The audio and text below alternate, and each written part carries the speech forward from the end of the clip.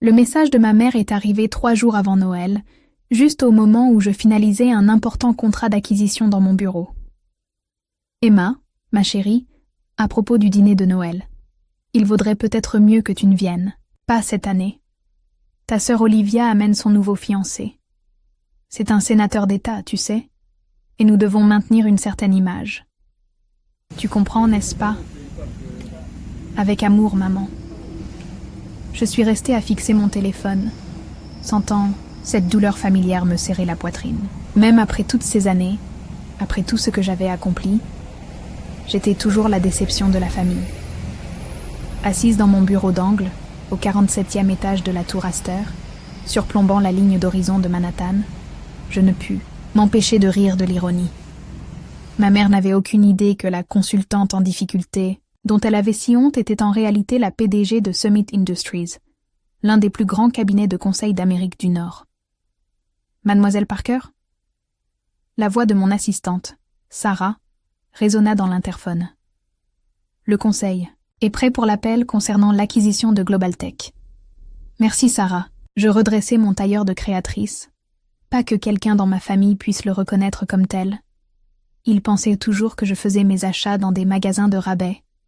Alors que je me préparais pour l'appel, mon esprit se perdit dans le passé, là où tout avait commencé. Il y a 10 ans, je me tenais dans le salon familial, tentant d'expliquer ma décision de quitter mon poste de jeune analyste prestigieuse dans l'entreprise de mon père. « Tu es en train de jeter à la poubelle tout ce que nous avons construit pour toi », avait crié mon père, le visage rouge de colère. « Et pourquoi? Créer ta propre entreprise? Ne sois pas ridicule. » Ma sœur Olivia était assise sur le canapé en cuir hors de prix, arborant un petit sourire narquois. Elle était déjà une étoile montante chez Parker Financial, l'entreprise de notre père, suivant docilement la voie tracée pour elle depuis sa naissance. Emma a toujours été la rebelle de la famille, avait-elle dit d'un ton faussement compatissant. Elle ne comprend tout simplement pas comment fonctionne le vrai monde des affaires. Oh, comme il s'était trompé.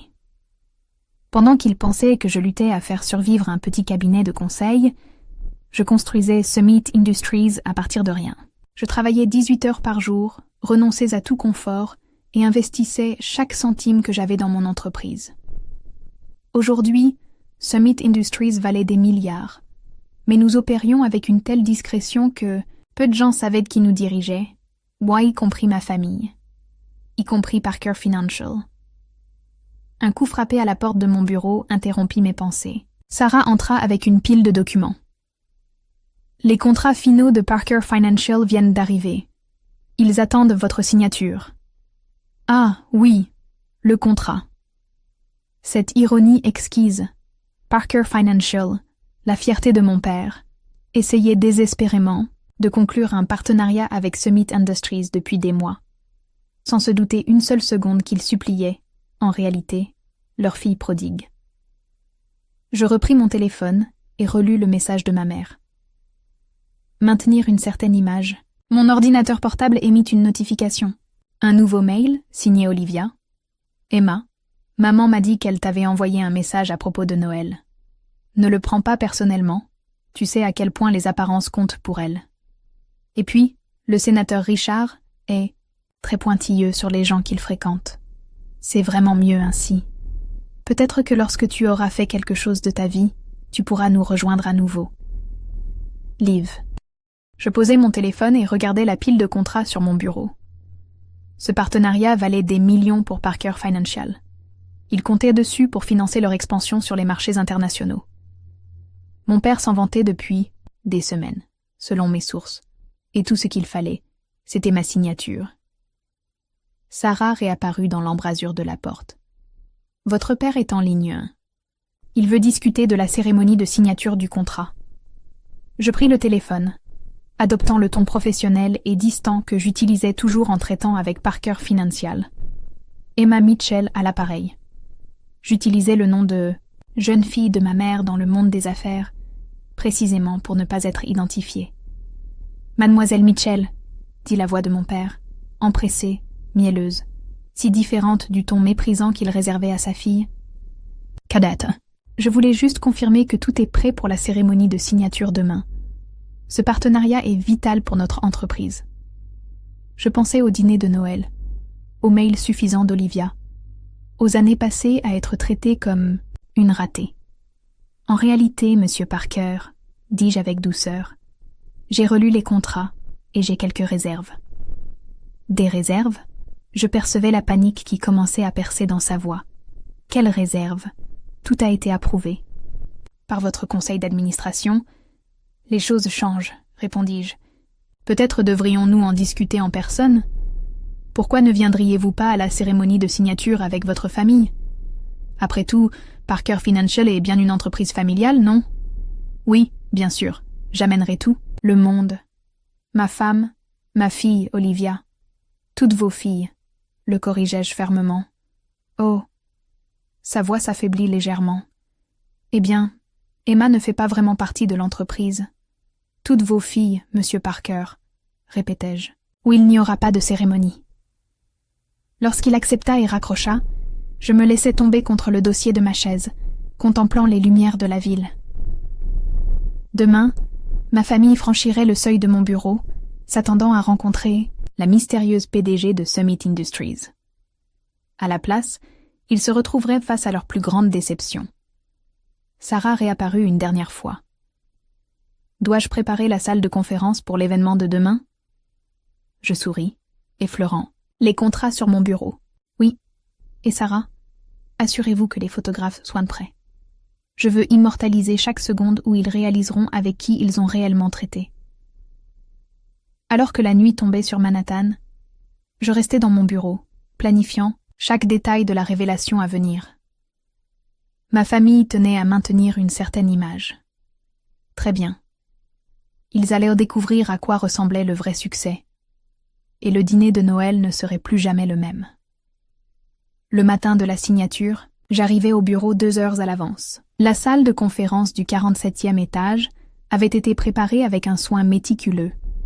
Des fleurs fraîches ornaient les tables en acajou étincelantes, des marque-places élégants désignaient chaque siège, et les baies vitrées offraient une vue imprenable sur la skyline de Manhattan. « Votre famille vient d'arriver dans le hall », m'informa Sarah, son expression soigneusement neutre. Elle était à mes côtés depuis le début, l'une des rares à connaître toute la vérité. « Dois-je les faire monter ?» Je vérifiai mon reflet dans la vitre. Fini les vêtements sobres que je portais toujours en leur présence. Aujourd'hui, je portais un tailleur Armani impeccable, des escarpins Louboutin et la montre Cartier Vintage de ma grand-mère, le seul héritage qu'elle m'avait laissé, avec sa foi en mon potentiel. « Non », répondis-je, en lissant ma veste. « Kill, attendant. Je veux faire une entrée. » 25 minutes plus tard, je me tenais dans mon ascenseur privé, regardant les numéros défiler. Mon téléphone vibra. Un nouveau message de ma mère. « Emma, où es-tu? Ton père dit qu'il est crucial que tu sois présente à cette réunion. Ne nous fais pas honte en arrivant en retard. » Je souris et remis le téléphone dans ma poche, alors que les portes s'ouvraient. À travers les murs vitrés de la salle de conférence, je les voyais tous. Mon père faisait les 100 pas nerveusement, ma mère recoiffait les cheveux déjà parfaits d'Olivia, et ma sœur se mirait, probablement en train de répéter son sourire le plus flatteur pour la mystérieuse PDG. Le sénateur Richard, fiancé d'Olivia, feuilletait les documents du contrat avec un ennui à peine dissimulé. Il ne m'avait jamais rencontré. Olivia y avait veillé. Mais cela allait changer. Je fis un signe à Sarah, qui ouvrit les portes de la salle. « Mesdames et messieurs, » annonça-t-elle, « voici mademoiselle Emma Mitchell, PDG de Summit Industries. » Le silence qui suivit fut absolu. Je pouvais entendre le léger bourdonnement de la climatisation alors que je marchais dans la pièce, mes talons claquant délibérément contre le marbre. La flûte de champagne de ma mère lui échappa des mains, éclatant sur la table polie. Le haut, visage de mon père passa du rouge au blanc en 1 seconde. Mais c'est l'expression d'Olivia que je n'oublierai jamais. Un choc pur, brut, alors que son petit monde de supériorité s'effondrait autour d'elle. « Bonjour, la famille », dis-je calmement en prenant place à la tête de la table. « On commence ?»« C'est impossible », balbutia mon père. Tu es une simple consultante. Vraiment ? Répondis-je en ouvrant le dossier devant moi. C'est curieux, car d'après ces documents, je suis la PDG de l'entreprise avec laquelle vous essayez désespérément de signer un partenariat depuis 6 mois. Le sénateur s'éclaircit la gorge, jetant un regard perplexe à sa fiancée, pétrifié puis à moi. Je suis désolée, mais que se passe-t-il exactement ici ? Oh, pardonnez l'impolitesse de ma sœur, dis-je avec un sourire sucré à Olivia. Elle aurait dû nous présenter pendant le dîner de Noël. Mais attendez, je n'étais pas invitée, n'est-ce pas ? Quelque chose à propos de préserver ? Une certaine image. Ma mère retrouva sa voix. Emma, ma chérie, il y a eu un terrible malentendu. Vraiment ? La coupai-je, la voix tranchante. Passons en revue, voulez-vous ? J'appuyai sur un bouton de la table de conférence, et l'écran mural s'illumina, affichant une série d'emails et de messages. Voici un message où vous me dites que je ne suis pas assez réussie pour assister aux réunions familiales. Voici Olivia suggérant que je suis une honte pour le nom de famille, et ici... Je marquai une pause pour l'effet dramatique. Papa suppliant pratiquement pour ce partenariat, sans la moindre idée qu'il négociait avec sa fille cadette, celle qui le déçoit tant. Le silence dans la pièce était assourdissant. Sarah distribua calmement des copies du contrat, ou plutôt, de ce qu'il en restait. Mon père feuilleta les pages frénétiquement. Ce ne sont pas les mêmes termes que ceux dont nous avons discuté. Non, approuvai-je d'un ton aimable. En effet, vous voyez, j'ai eu le temps de reconsidérer ce partenariat. En fait, j'ai eu des années pour réfléchir à la manière dont je voulais que ce moment se déroule. Olivia, retrouvant enfin sa voix, se pencha en avant. « Tu ne peux pas faire ça. Papa planifie cette expansion depuis des mois. Le conseil compte dessus. » Je me tournai vers elle, laissant mon sourire s'effacer. « Tu veux dire comme moi, quand je comptais sur le soutien de ma famille pour bâtir mon entreprise à partir de rien ? Comme moi, quand j'espérais être traitée avec un minimum de respect pendant les fêtes, c'était différent, » protesta faiblement ma mère. « Nous voulions juste te protéger de la déception. » « Non, la coupai-je. Vous protégiez votre image, votre statut social si précieux. Eh bien, je fis un pas en arrière, la voix calme mais glaciale. Félicitations. Vous avez réussi à créer exactement l'image que vous vouliez. Le monde des affaires saura exactement qui sont les Parkers après aujourd'hui. Je me levai, lissant mon tailleur. Le partenariat est annulé. Summit Industries va acquérir Global Tech directement. Ce qui, comme papa l'a sûrement compris, maintenant empêchera Parker Financial de s'étendre sur le marché international. Mon père s'effondra dans son fauteuil, réalisant enfin toute la portée de la situation. Sans ce partenariat, et sans l'expansion qu'il devait financer, Parker Financial resterait ce qu'il avait toujours été, une société régionale de taille moyenne, à jamais dans l'ombre de Summit Industries. « Tu ne peux pas faire ça, » murmura-t-il. « Nous sommes une famille. » Je m'arrêtai à la porte, me retournant une dernière fois. Une famille. Intéressant, parce qu'à en croire les messages que j'ai reçus hier, je ne suis pas assez réussie pour faire partie de cette famille. Je fis mine de réfléchir un instant. Est-ce que je le serais assez pour être invitée au dîner de Noël maintenant ? Le silence qui m'accompagna hors de la salle était assourdissant. À travers les parois vitrées, je vis ma mère essuyer ses yeux avec un mouchoir hors de prix. Mon père fixait les documents du contrat, le regard vide. Et Olivia, la parfaite, la brillante Olivia, affalée sur sa chaise, son monde soigneusement construit en miettes autour d'elle. Sarah me rejoignit alors que je regagnais mon bureau. « C'était un sacré numéro, » dit-elle doucement. « Vous allez bien ?» Je baissai les yeux vers mon téléphone, où un autre message désespéré de ma mère clignotait. « Annule le dîner de Noël. » Je répondis, un léger sourire aux lèvres. « J'ai d'autres projets. » Les vraies conséquences ne faisaient en que commencer. Et j'avais comme l'intuition que les fêtes allaient être particulièrement intéressantes cette année. L'après-midi qui suivit la signature avortée se déroula exactement comme je l'avais prévu. Un tourbillon d'appels désespérés, de messages manipulateurs et de tentatives de réconciliation. De plus en plus paniqué. Mon téléphone vibrait sans arrêt. « Emma, ma chérie, Nous devons parler de tout ça en famille. Maman, tu es en train de détruire tout ce que j'ai construit. Papa, on ne pourrait pas discuter de tout ça comme des gens d'affaires raisonnables? Olivia, je les ignorais tous. Pendant que Summit Industries avançait sereinement dans l'acquisition de Global Tech, sans partenariat, l'action de Parker Financial commença à chuter. La presse économique fut impitoyable. Chute libre pour Parker Financial. La fusion échouée fait trembler l'industrie. Drame familial en coulisses. Une semaine après l'échec de la signature, j'étais dans mon bureau à examiner les derniers rapports d'acquisition lorsque Sarah apparut à ma porte. « Votre sœur est de retour, » dit-elle. « C'est la 3e fois cette semaine. Mais cette fois, elle est seule, sans son fiancé le sénateur. » Je jetai un œil au flux de sécurité sur mon ordinateur portable. Olivia était debout dans le hall, mais quelque chose avait changé. Fini l'apparence impeccable. Elle avait l'air épuisée. « Faites-la monter », dis-je après un moment de réflexion. Olivia entra dans mon bureau comme une étrangère, ses yeux scrutant l'espace vaste, la vue, les symboles, évident d'un succès qu'elle n'avait jamais daigné remarquer chez sa sœur, raté. « Joli bureau », dit-elle doucement. « Plus grand que le mien chez Parker Financial. Mais ce n'est plus vraiment un exploit, je suppose. Que veux-tu, Olivia ?» Elle s'assit sur une des chaises pour visiteurs. Le sénateur Richard a rompu les fiançailles. Je haussai un sourcil. Vraiment ?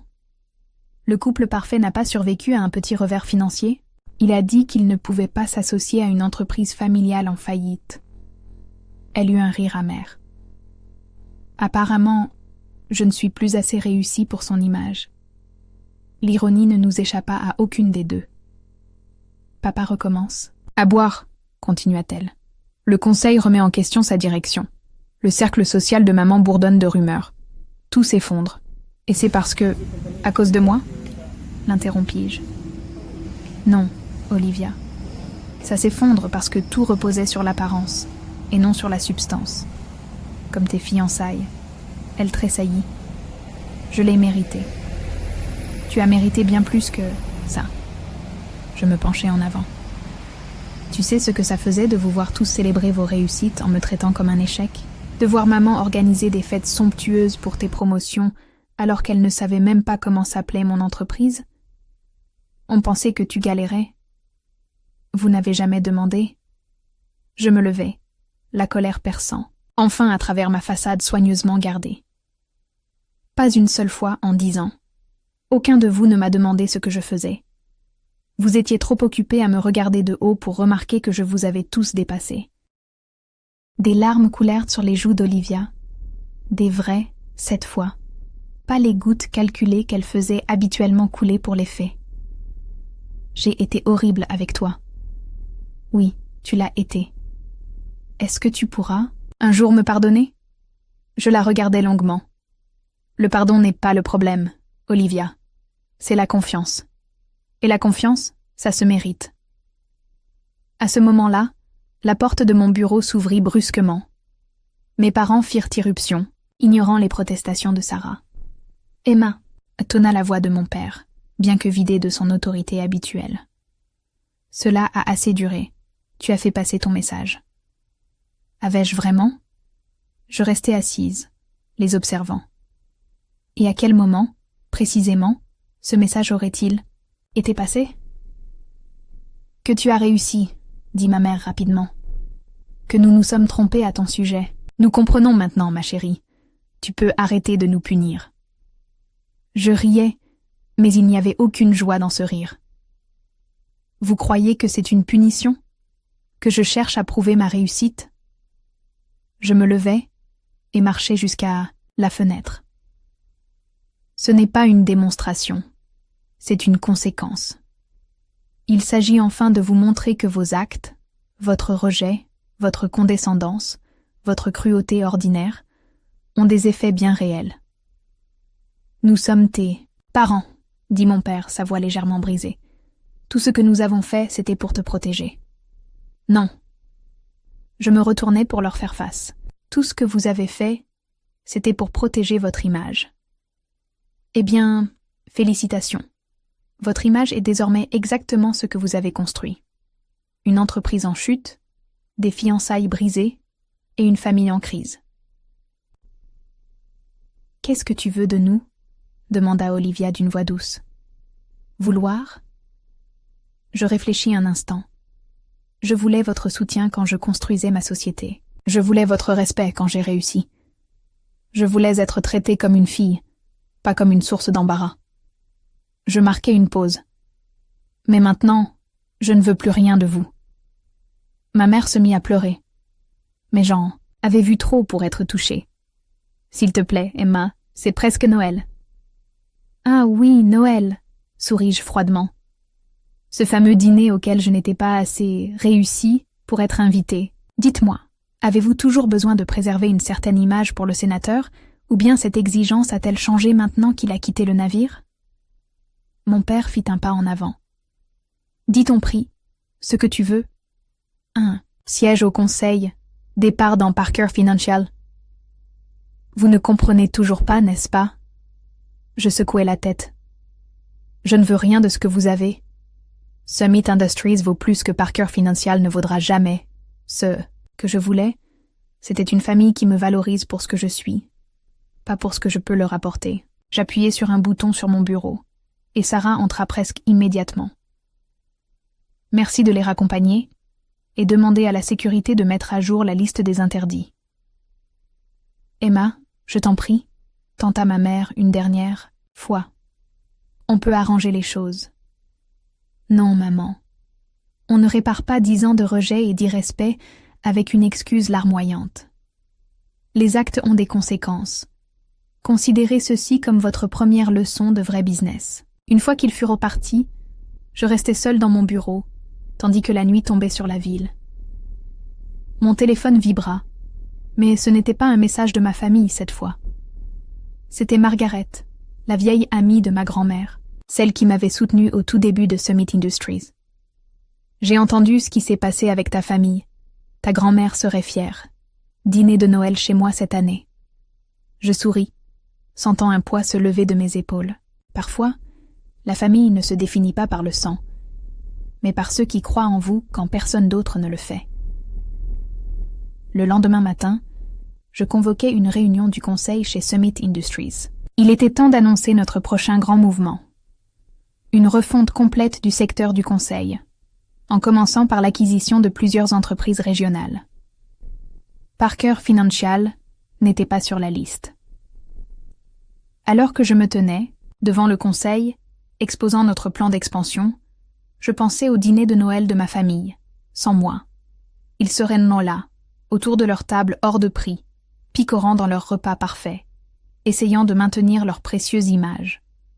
Pendant ce temps, moi, je construisais quelque chose de réel, quelque chose de durable. Non seulement une entreprise prospère, mais une vie où je n'avais plus jamais à prétendre être moins que ce que je suis. Une semaine plus tard, un petit colis arriva à mon bureau. À l'intérieur, l'ancien porte-carte de visite de ma grand-mère, accompagné d'un mot de Margaret. Elle disait toujours que tu les surpasserais tous. On dirait qu'elle avait raison. Je posai le porte-carte sur mon bureau.